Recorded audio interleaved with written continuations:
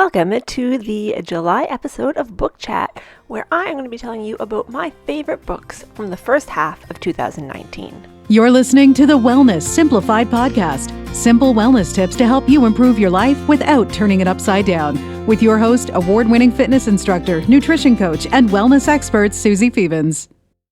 Welcome. It's true, you are unfortunately stuck just with me today. I don't have any guests on, but because it is July, I thought, what a perfect opportunity to go back and look at my favorite books of 2019 so far. And I am capping this at June 30th, which is kind of upsetting me a little bit because I've read a couple books so far in July that would have made this list, but I'll just have to do a second half recap at the end of the year. I thought it was a good time to do it because, half of the year is over. And even if you follow me on my Bookstagram account, and if you don't, it's at Suzi Reads a Lot. It's kind of fun to reflect back and decide which books are my favorite after the fact, because in the moment you may be like, yeah, this is one of my favorite of the year, but a month or two later you may have made some changes in how you felt about that book. So this is actually the second time I've recorded this episode. I recorded it the other day, and as I was going to bed last night, I thought, you know what, I really don't like the way that it turned out, and I decided to redo the whole thing. The first time I just went with my 5 favorite books of the first half of 2019, and a lot of those books were really similar. So I've decided to go back and pick my favorite from the first half of the year from some different categories. Hopefully by doing that, it will allow my listeners to find more books that interest them, because unless you like that one specific category that I tend to read a lot of, aka chick lit, women's fiction, whatever you want to call it, that was pretty much all the first episode I recorded was chick lit. So I am going to switch things up because I read a lot of different categories. I just happen to have a preference for romantic comedies. Anyway, we are going to dive in. I actually have my Goodreads open here, and I'm just going to be scrolling through and choosing things as I go. The very first one category is going to be suspense or thriller. I don't read a huge amount of these because I have a very vivid imagination. So if I read this type of book before going to bed, I will have very weird dreams. So I don't read a lot of these because I have to read them during the day so that I can read some mindless fluff before I go to sleep. But from the first half of 2019, my favorite has been The Couple Next Door by Shari, Lapena, which is not a new title for her. I think that was her first title, actually. She's since written A Stranger in the House as well as An Unwanted Guest. And An Unwanted Guest was my favorite of the 3. A Stranger in the House was my least favorite of the 3. It made me a little bit angry. But The Couple Next Door is a solid suspense thriller.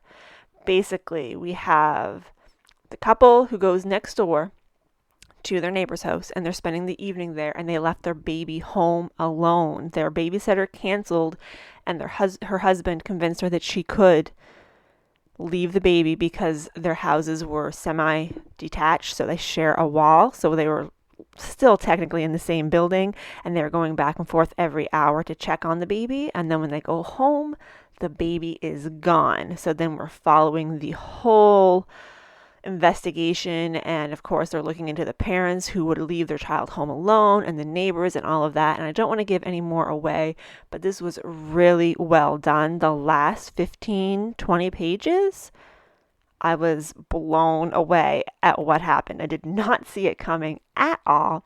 It is not a graphic suspense, so if you're worried about a whole lot of blood and murder and gore, you're not going to have that here. It's pretty tame violence-wise. This has been a while since I read it, but there was not anything that was gross in that manner that I can recall, but it was very suspenseful. So if you do have an overactive imagination like I do, you may want to read this during the day. I remember I read The Woman in Cabin 10 at night, and again, that wasn't exactly some gross things happened, but it wasn't too bad. But man, I had some wicked dreams. So it was after that I decided no more suspense books at night. This is not the time. But The Couple Next Door, Shari, Lapena, my favorite suspense of the first half of 2019.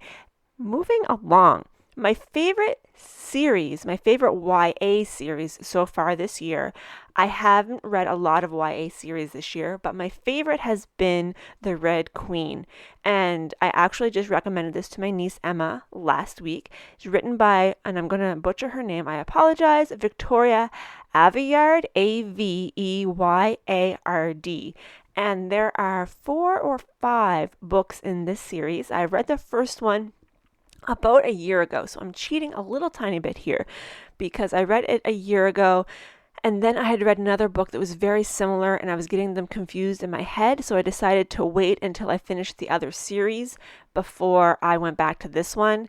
And it took me a little bit of time to get back into it in book 2, which is called The Glass Sword. But once I got into it, I just devoured the series. It is YA, and it is a world divided by blood, red or silver. So the red blood people are your commoners, ruled by a silver elite in possession of godlike superpowers. So the people with silver blood have some sort of superpower. Some can manipulate metal, some can manipulate fire. They're not all elementals, not to get all whatever. Some can read minds, some can do all sorts of different things.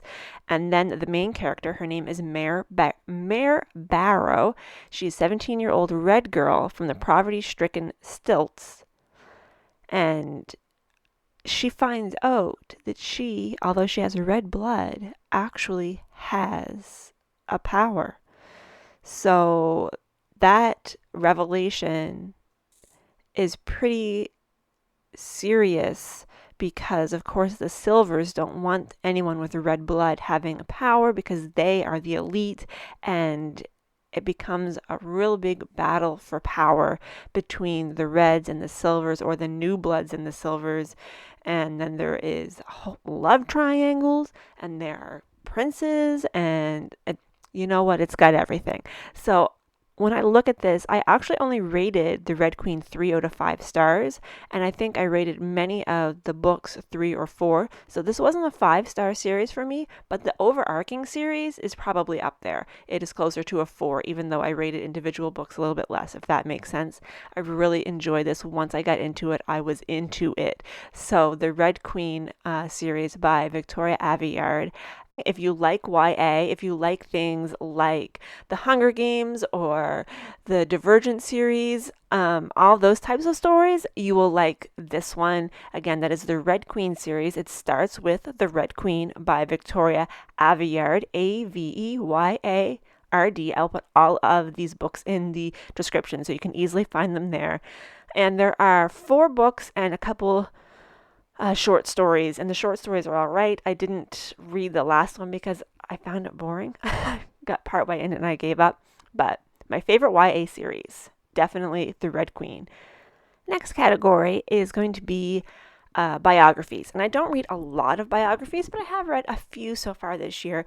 And my favorite by far has been Becoming by Michelle Obama, which should be no surprise because it's been on every top seller list for months, ever since it came out, I think, really. And it really is a wonderful story. I found it a little bit slow. I was listening to the audio and I had to bump up the speed to 1.25 because she enunciates everything so well that it just was dragging a bit for me. So when I bumped it up to 1.25, it felt like a more natural flow of conversation or talking, reading, whatever. I think that I may have enjoyed it a bit more had I read it in written form. I'm a fast reader, so I think I would have gotten through this much more quickly if I read it in book form. But the audio is great because you get to hear it in her own voice. And there's always something so powerful about hearing these stories from the person who lived them. And it starts way back in her childhood, it follows her throughout her life. But for me, absolute hands down, the most interesting part is from the time she meets Barack until the end of the book. And it goes through their courtship and their marriage in the early years, and how she didn't even want him to run for president because she just wanted him to come home and take care of their family, and how she was never interested in politics and was forced into the biggest position as the wife of a politician can be in the United States of America. Found it really, really fascinating. And I would definitely recommend this to anyone who is interested at all in what life in the White House is like, as well as the Obamas in general. It was a super, super interesting read.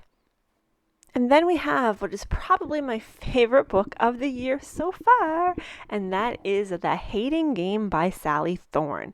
I know I spoke about this briefly as well as Becoming in my episode with Lori back a few months ago, but oh my gosh, you guys, I just love this book so much. It's your classic frenemies situation where two co-workers who are executive assistants to co-CEOs of a publishing house, they have to share an office and their desks literally face each other, and they spend all day doing childish games like the staring game or the shadow game or the what if game. I don't know. I don't think that was one, but anyway.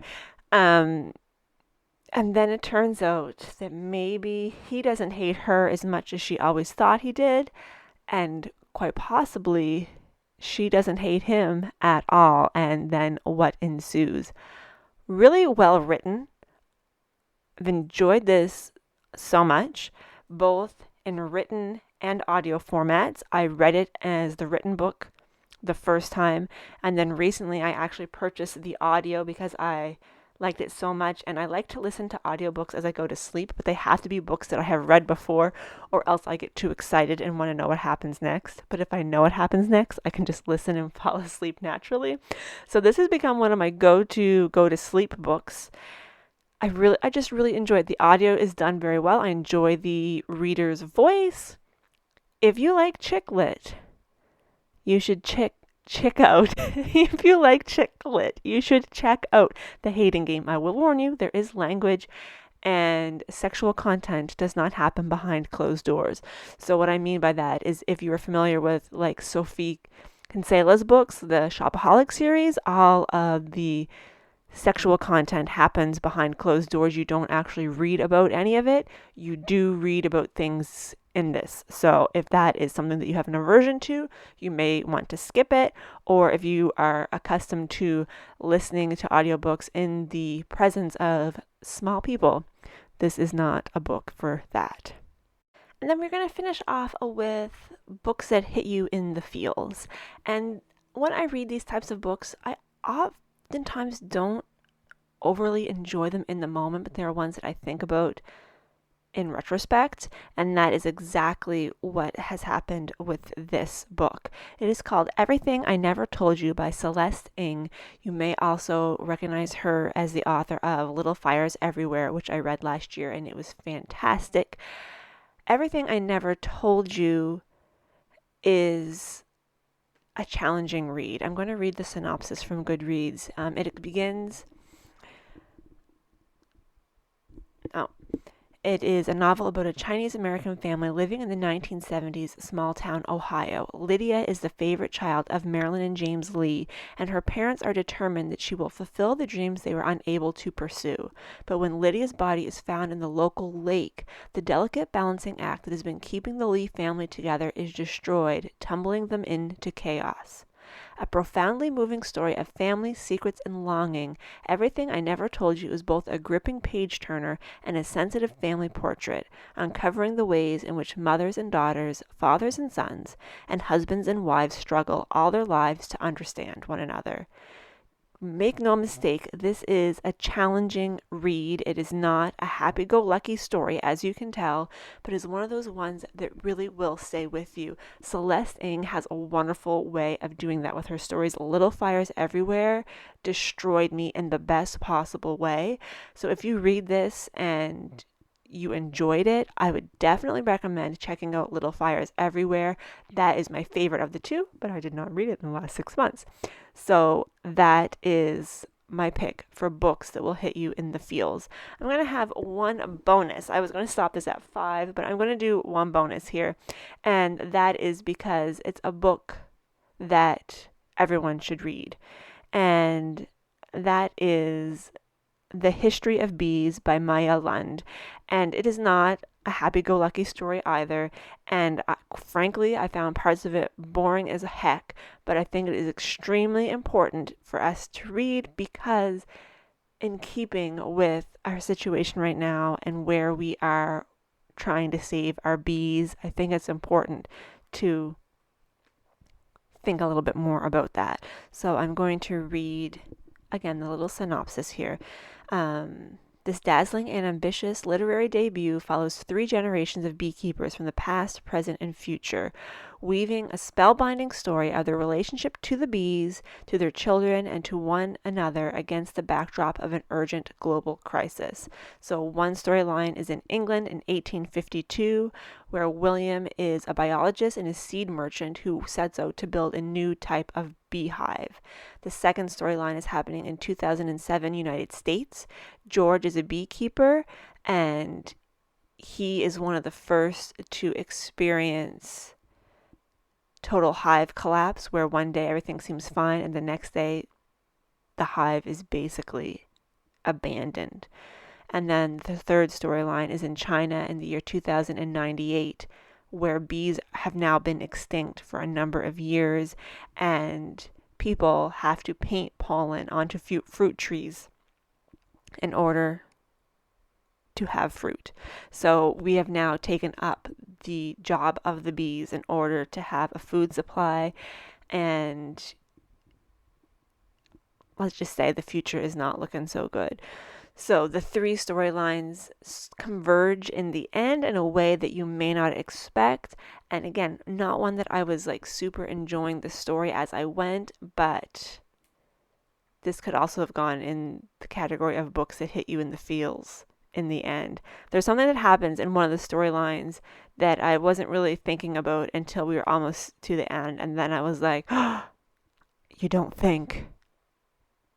And I'll leave it at that. Anytime I can have a moment while reading a book, it's a good book.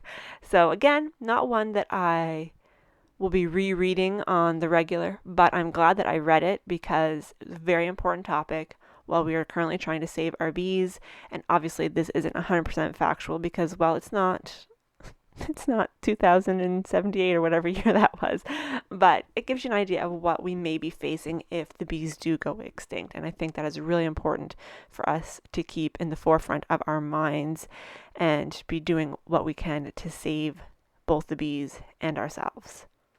And there you have it. Those are my picks for my favorite reads of 2019. Just to recap, my favorite suspense was The Couple Next Door. My favorite YA series was The Red Queen. Favorite biography is Becoming. Favorite chick lit is The Hating Game. Favorite book that will hit you in the feels is Everything I Never Told You. And the bonus book was The History of Bees.